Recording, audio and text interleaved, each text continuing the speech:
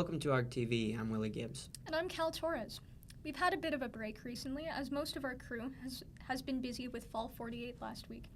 However, we're back to bringing you the news as we move into winter. First on the docket, Vision 2050 is halfway through its planning process.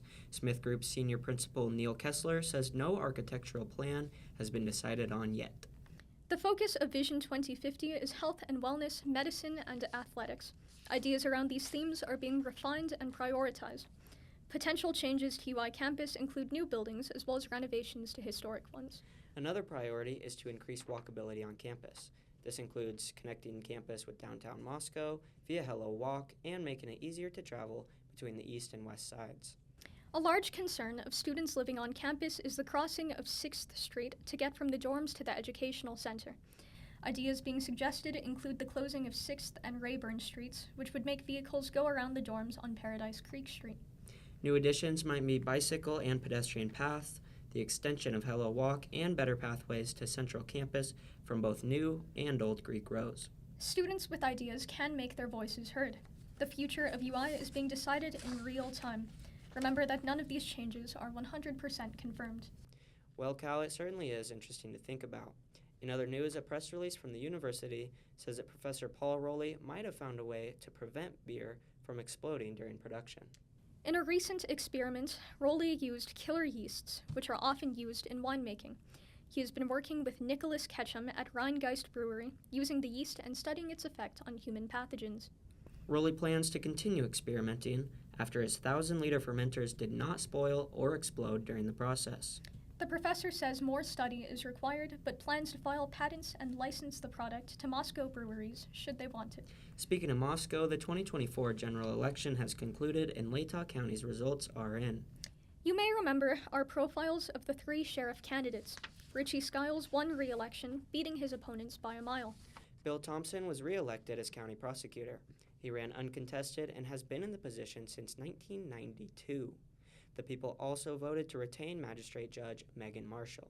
Republican Tony Johnson was elected as the county commissioner in District 1. Republican Jason Stooks won in District 3. An amendment to the Idaho Constitution was passed approving the proposition for additional language that states only U.S. citizens may vote in elections in the state of Idaho.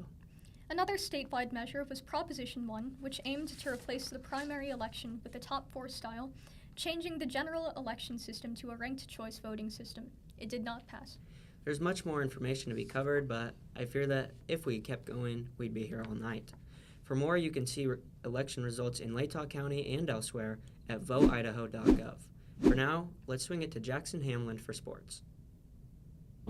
The Idaho Vandals survive a late scare from the Portland State Vikings, and they win this one on the road by a final of 39-30. The Vandals had 462 yards of total offense opposite Portland State's 314, and in the air the Vandals had 205 opposite Portland State's 180. Here's what head coach Jason Eck had to say about the team's performance today. Hard-fought win. There were some moments that weren't pretty, but we found a way, and I love the way we kept battling to get the win.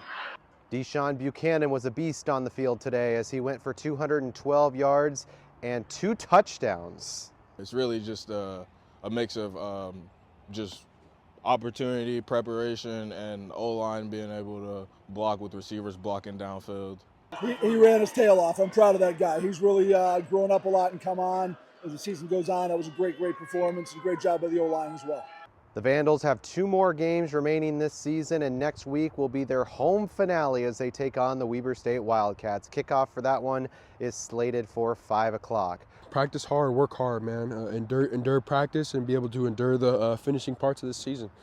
That's a big game. Weber beat us last year. This is a big game for us. Reporting from Hillsboro Stadium here in Oregon, I'm Jackson Hamelund for ArgTV.